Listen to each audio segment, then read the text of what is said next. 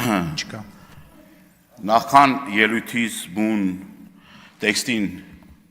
անդրադառնալը ես ուզում եմ մեկ անգամ եւս այս ամբիոնից հայտարարել, որ Հայաստանի Հանրապետության անկախությունը, ինքնիշխանությունը անսակարկելի է։ Եվ պետք չէ ամեն անգամ այս ամբիոնը օգտագործել երեսպաշտության մաստեր կլաս անցկացնել եւ մեզ մեղադրել ինչ որ պետականության դեմ գործելու կամ անկախության արժեքը չգնահատելու մեր ընկերների արյան եւ հերոսական անցած ուղու արդյունքում ստեղծվել եւ առաջին հանրապետությունը եւ 90-ական թվականներից մինչեւ քարորիա պատերազմ, եթե մի քիչ ձեզ նեղություն տակ եւ նայեք, դուք կտեսնեք անկախությունը ով ավելին գնահատում եւ այդ անկախության համար մեր ընկերները իրենց կյանքի գնով որևէ մի բան չեն խնայել։ Հերիքա այս ամբիոնը օգտագործեք մարդկանց մանիպուլյացիայի ենթարկելու, այս ամբիոնը նաեւ այս դահլիճում նստած մարդիկ կան, որոնք նույն հերոսական ճանապարհն են անցել, իրենց ընտանիքի անդամները, իրենց հայրերը, որդիները, լավ հերիք չի, ինչ եք ամեն անգամ գալիս ու այստեղ ավել պակաս բաներ խոսում։ Ես իմ ելույթը վերաբերվում է առհասարակ այս վերջին օրերին այս ահավոր սպանությունները, որ տեղի են ունեցել Հայաստանի Հանրապետությունում։ Վերջին մեկ շաբաթվա ընթացքում 4 սպանության դեպք։ Եվ փոխանակ իշխող ուժը զբաղվի նրանով, որ ոչ թե, չգիտեմ, մանր ուչաստկովի կամ չգիտեմ վարչության պետ աշխատանքից ազատելով, այլ ի վերջո այդ խնդիրները վերհանելու անկառավարելի այս քաոտիկ իրավիճակը կարգավորելու, ես ապշած եմ ուղղակի։ Ապշած եմ ձեր վերաբերմունքից։ Հանցագործությունների կրկնակի աճ։ Նայեք վիճակագրական տվյալները։ Սա ահասարսուր պատկեր է։ Ռազմոյ, կրակոցներ, գողություն, հաշվեհարդար եւ ամեն անգամ մենք պատկան մարմիններին ասել ուղղորդում ենք, ասում ենք, որ դուք փոխանակ զբաղվեք այդ խնդիրները լուծելով, գիտեք ինչով եք զբաղված, ընդդիմադիրներին հետապնդելով, զբաղված եք նրանով, մենք էլ մեր մաշկի վրա զգում ենք, էլի դա, տնից դուրս ենք գալի մի քանի օպերատիվ աշխատող մեր հետևից ֆռում է, ասում եք պաշտպանում է, բայց ես այդ պաշտպանվածությունը չեմ տեսնում, որպես մարդ, որը 7 անգամ մեքենան թալանել են, 2 անգամ ջարդել, մի անգամ էլ այրման փորձար, պարոն Քոչարյան, որ պաշտպանում են, այդ քիչ տես բաներ կատարում են։ Ձեզ են պաշտպանում, մեքենան չէ, լռություն դահլիճում։ Այդ մեքենան մերն է, մենք այդ մեքենայի մեջ նստում։ Մի անգամ էլ արգելակների հետ կապված խնդիր ա եղել։ Եվ այս խնդիրները ես ոչ թե իմ անձի վրա եմ ուզում կենտրոնացնել այդ ամեն ինչը, այլ ցույց տալու, որ դուք ոչ թե զբաղված եք նրանով, որ օրինակ կանչեք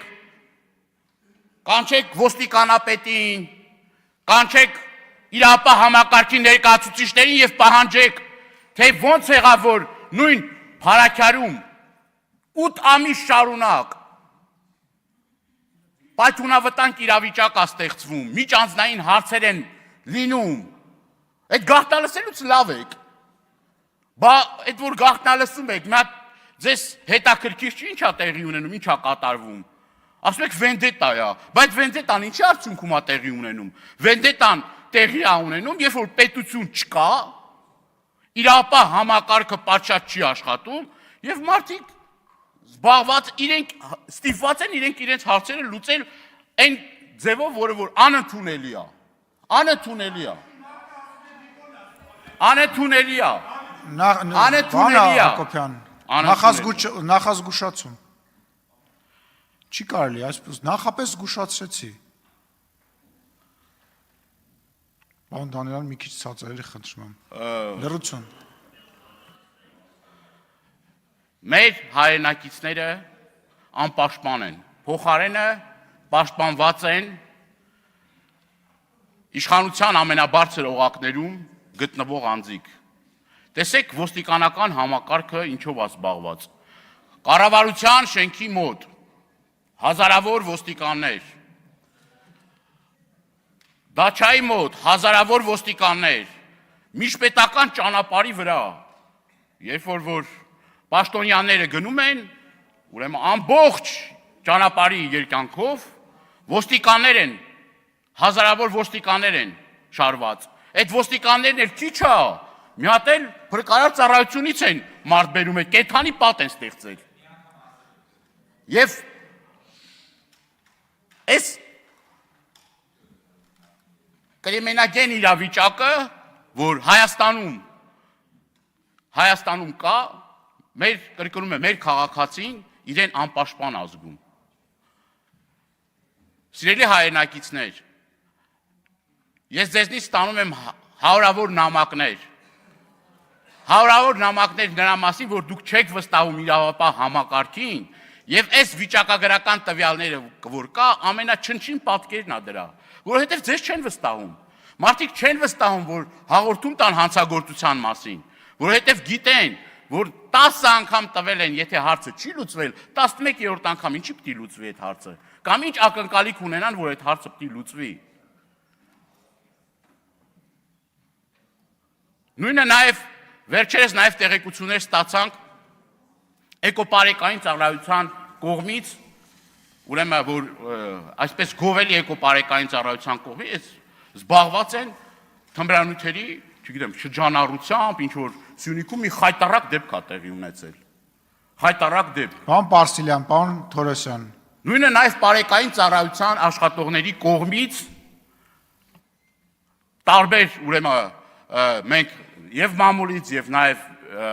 վիճակագրությունը նայելով տեսնում ենք, որ այդ մարդիկ ուրեմն զբաղված են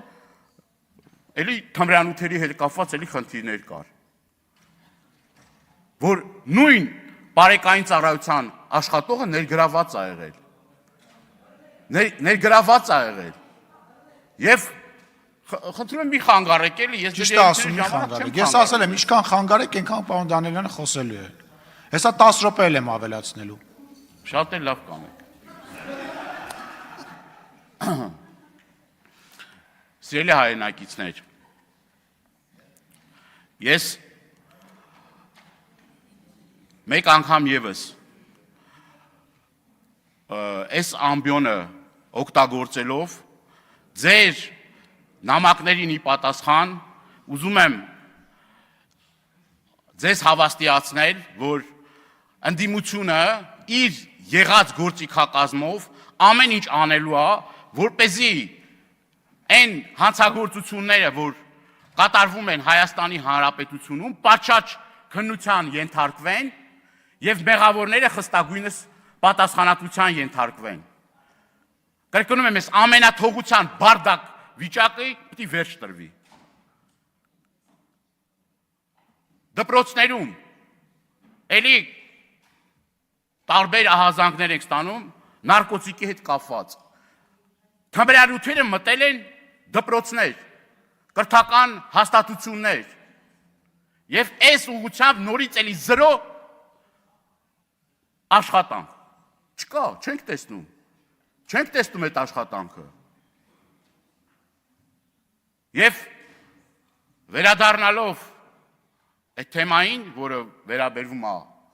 Փարաքարին, Սա ոչ թե պետք է դուք սենց 1-2 օր հետո ասեք, որ արդեն վերջ մեղավորները արդեն բան են արել, ձերբակալված են, պատասխանատուները ձերբակալված են, դրանով իսկ ուղղորդեք, այլ դիպաչաճ քննություն գնա եւ իրապես բոլոր մեղավորները պետք է պատասխանատվության ենթարկվեն։ Շնորհակալություն։ Շնորհակալություն, պարոն Դանիելյան, Աննա Գրիգորյան, դահլիճում լրություն։